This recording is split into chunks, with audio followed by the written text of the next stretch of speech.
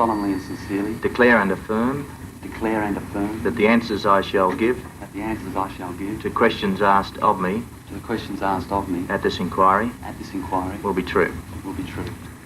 I have been actively involved with Australian music since 1972. I am presently lead singer of the band Midnight Oil. I've been with Midnight Oil since its inception in 1977.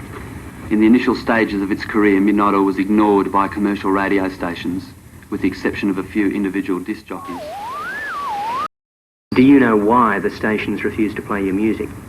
What do they see as being wrong with it? You can always speculate as to why they won't play music, but I don't think you ever find an answer being given that makes any sense. As far as the Midnight Oil album was concerned, there was nothing offensive on the record which the radio stations shouldn't be able to play.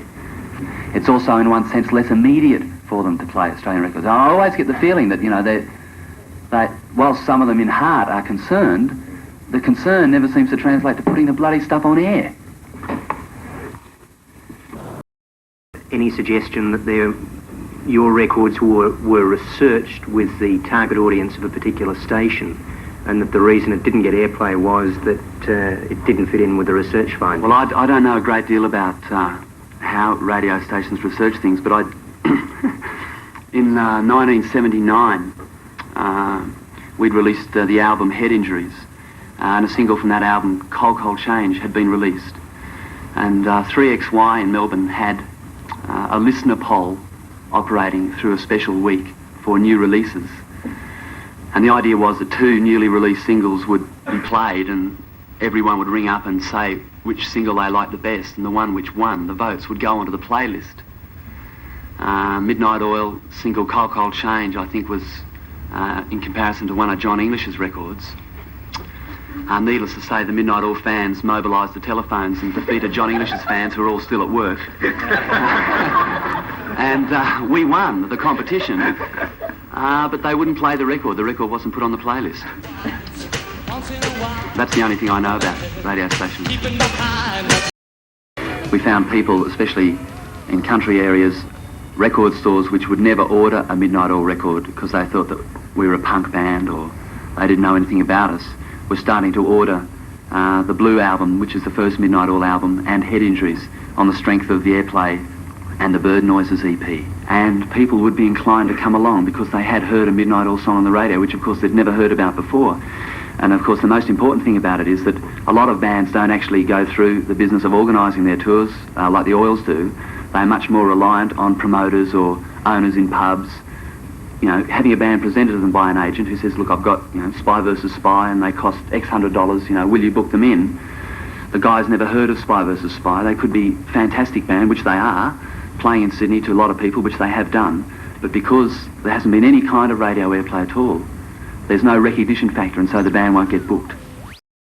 Skyhooks, In Excess, Dragon, My Sex, The Models, Pseudo Echo, Mental as Anything, The Dugites and the Sunny Boys, Jojo Zepp and the Falcons and Mondo Rock. I've just mentioned 18 of basically the leading Australian artists and bands.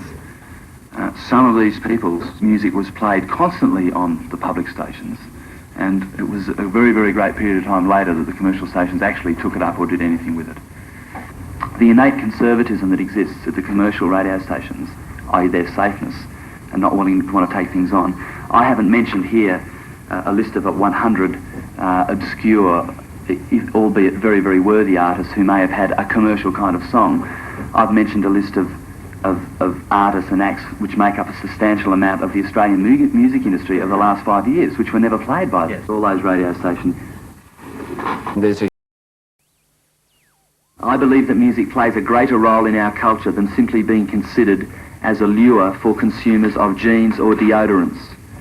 The development of a unique Australian music means the development of a culture. The quota assists in this development, and for this and many other reasons, I am in favour of its retention and under appropriate guidelines for an eventual increase. There's a really dangerous thing happening here. I see a lot of people wanting to make music and wanting to make music which makes sense to them and makes sense to their peers, but I see them realising that to get through to the other side of the fence is just such a difficult journey that they really don't want to contemplate it. They don't even take into consideration particularly the benefits that are going to accrue from it. It may not be important to them. And so they go way off to the side and just, it's almost like a creative hobby. Now, some people want to operate at that level, and that's fine. But I know of people who are frustrated with accepting that that's the way that they're going to operate. And because of that, we're being denied the opportunity to hear and to develop a very, very valid and relevant musical form here, and for that music to be transmitted through the airwaves and to get to all the people out there who respond favourably to it.